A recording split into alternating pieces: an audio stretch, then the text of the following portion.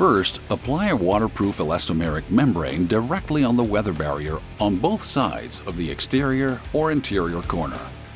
The elastomeric membrane must cover at least 4 inches on each side of the corner.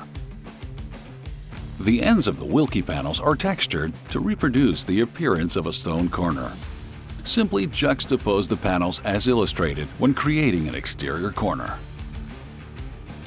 When creating an interior corner, it is recommended to use the interior panels specially marked with an eye at the end of the groove to obtain an aesthetic and effective joint.